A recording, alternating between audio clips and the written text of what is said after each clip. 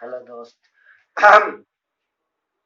तो जैसे कि आप जानते हैं, इससे पहले मैंने 12th क्लास के जो इंडियन सिविलाइजेशन एंड कल्चर है उसका 2 भाग मैंने अपलोड कर दिया है।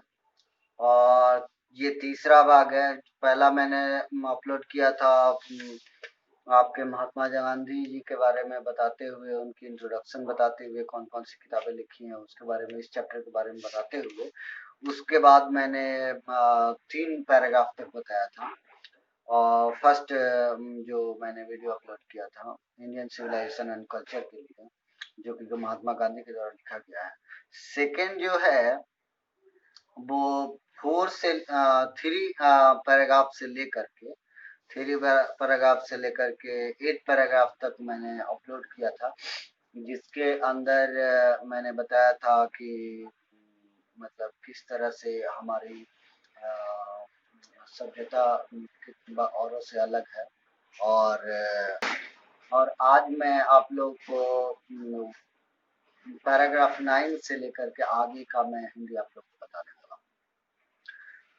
पैरा 9 में लिखा गया है, द इंडियन सिविलाइजेशन है described by me has been so described by its votaries. मतलब जो मेरे द्वारा जो गांधी जी कहते हैं, जो मेरे द्वारा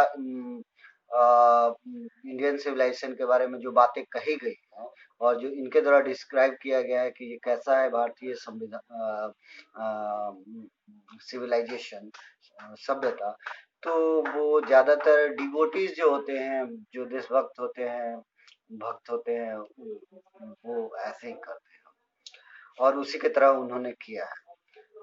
In no part of the world and under no civilization have all men attained perfection।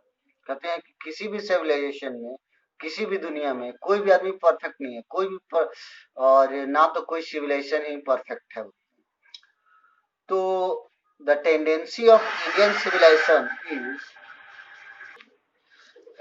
फिर कहते हैं, the tendency of Indian civilization is to evaluate the moral. जो भारतीय सिविलाइजेशन की जो टेंडेंसी है, उसकी मतलब सोच है, उसकी जो खासियत है वो ये है कि ये मोरल पर ज्यादा ध्यान देता है, आदमी के व्यवहार पर ज्यादा ध्यान देता है। दैट द जबकि वेस्टर्न सिविलाइजेशन जो है, that the western civilization propagate immorality, वो इमोरलिटी पर ध्यान देते हैं। वो उनका कोई ये नहीं है कि मतलब कैसे रहना चाहिए एक हस्बैंड के साथ, एक वाइफ के साथ, एक मतलब माता पिता के साथ कैसे व्यवहार करना चाहिए, तो वो व्यवहार पर ध्यान नहीं देते हैं। वो मेटेरियलिज्म, पैसे और भौतिकवादी चीजों पर ध्यान देते हैं। The latter is godless, the former is based on belief in God. जो मतलब पहले का जो हम लोग की जो सभ्यता है, वो हम लोग गॉड में विश्वास करते हैं और उन लोगों का कोई गॉड पे विश्वास ही नहीं। जो सारी जो चीजें हैं वो आज पर वो सोचते हैं। आप कई बार यूट्यूब पर अगर जो मरेन बफेट या इन लोगों के बारे में सोचेंगे तो वो कई बार कह देते हैं कि गॉड का दिया हुआ सब चीज जो आप करेंगे वही होगा।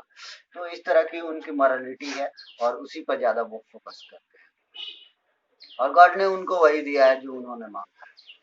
So understanding and so believing, इस तरह से समझने से और इस तरह से विश्वास करने से, इट बिकॉम्स, यह आवश्यक हो जाता है, every lover of India to cling to the old Indian civilization even as a child cling to the mother breast. तो कहने का मतलब है कि कहते हैं गांधी जी कि अगर ऐसा सोचना है ना, और इस तरह से समझना और इस तरह से विश्वास करना चाहिए भारतीय लोगों को, आवश्यक हो जाता है भारत से प्रेम करने वाले लोगों को, भारतीय सभ्यता से प्रेम करने वाले लोगों को, कि वो भारत के जो ओल्ड सिविलाइजेशन है ना, उससे इस तरह से चिपक जाए, इस तरह से चिपक जाए, जैसे एक छोटा सा बच्चा, एक मासूम सा बच्चा जो होता है अभी 6 महीने का, 4 महीने का बच्चा जो होता है, अपनी माँ से जिस तरह से चिपका हुआ रहता है, तो वैसे ही कहते हैं। I am not a hater of the west, Gandhi ji कहते हैं कि मैं ऐसा नहीं कि वेस्ट जो कंट्रीज हैं उनके उनसे नफरत करता हूँ। I am thankful to the west of west for many things I have learn from western literature. Western literature से गांधी जी ने बहुत सारी चीजें सीखी हैं। उन्होंने बैरिस्ट्री भी वेस्ट से ही किया है, तो उन्होंने बहुत सारी चीजें सीखी है। तो वो कहते हैं कि मैं उनसे नफरत नहीं करता हूँ, मैं उनसे बहुत सा मैं उनका धन्यवाद कहता हूँ कि उन्होंने बहुत सारी चीजें अपने लिटरेचर से मुझे सिखाया। But I am thankful to the modern civilization for teaching me that if I want India to rise to its full height, I must tell my countrymen frankly that after years and years of experience of modern civilization, I have learned not lesson from it, that is that we must shun it all cost. तो कहते हैं कि लेकिन मैं western civilization के जो literature से मैंने पढ़ा है, उस जैसे ग्रीक और रोम का जो हाल हुआ था, तो उसको उन्होंने पढ़ा होगा। तो वो बताते हैं कि उसके लिए मैं धन्यवाद हूँ कि मॉडर्न सिविलाइजेशन की, जिसने मुझे पढ़ाया, मुझे बताया कि जो मैं जिस तरह से भारत को आगे बढ़ते हुए देखना चाहता हूँ, और जितना ऊंचा मैं भारत को आगे बढ़ते हुए देखना चाहता हूँ, जिस हाइट पर देखना चाहता हूँ, तो मुझे जरूर अपने देशवासियों से एकदम फ्रैंकली होकर के कहना पड़ेगा कि सालों और सालों के एक्सपीरियंस के बाद मॉडर्न सिविलाइजेशन के बारे में जो मैंने पढ़ा है, तो उसके अनुसार हमने एक बात सीखी है। गांधी जी कहते हैं मैंने सीखी है उन्हीं से कि हमें जरूर अपनी सभ्यता को उनकी सभ्यता से और दूसरों की सभ्यता से बचा के रखना पड़ेगा। और शायद वो लोग नहीं बचा पाए, इसीलिए रोम और ग्रीस और फारस की जो सभ्यता जो खत्म हो। That is what is that modern civilization? ये मॉडर्न सिविलाइजेशन है क्या? It is the worship of material.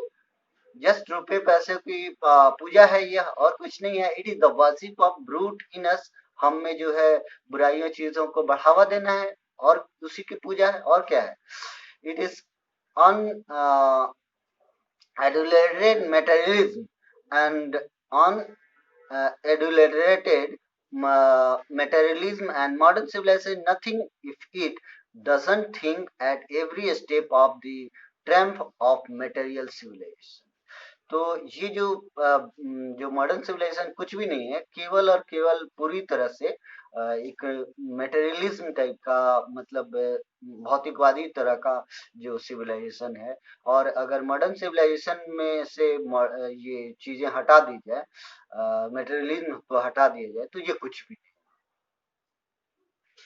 Gandhi ji के समय से। It is perhaps 12 number paragraph लिखते हैं, it is perhaps unnecessary if not useless, है ना, to weight the merit of true civilization।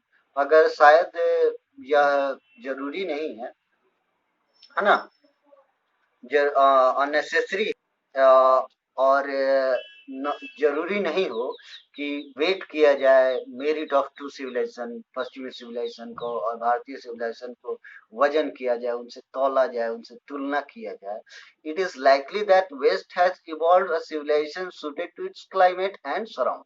तो अगर उनसे और हमसे अगर तुलना न की जाए, उन दोनों की बराबरी नहीं की जाए, तो इस तरह से कह सकते हैं कि उनके लिए जो सिविलाइजेशन है उनके लिए सूट करता है, और हमारा जो सिविलाइजेशन है वो हमारे लिए सूट करता है, हमारे क्लाइमेट के अनुसार सही। उनकी सिविलाइजेशन उनको मुबारक और हमारी सिविलाइजेशन हमको प्रिय है। And similarity we have civilization suited to our condition, and their civilization is suited to their condition, and both are good in their own respective spheres। तो दोनों के दोनों अपनी जगह पर अच्छे हैं, उनके लिए वो अच्छा, तो हमारे लिए अपना सिविलाइजेशन अच्छा है। The distinguished characteristic of modern civilization is an indefinite multiplicity of human forms। जो अगर मॉडर्न कैरेक्टरिस्टिक जो चीजें हैं मॉडर्न सिविलाइजेशन में, वो अलग क्या है? वो ये है, मॉडर्न सिविलाइजेशन में एक ही चीज का बदलाव आया है कि इसमें जो आदमी की जो चाहत है उसको और बढ़ाया गया, और बढ़ाया गया, खूब बढ़ाया गया, और हर चीज और चाहिए, सुख और चाहिए, सुविधा और चाहिए, और बहुत।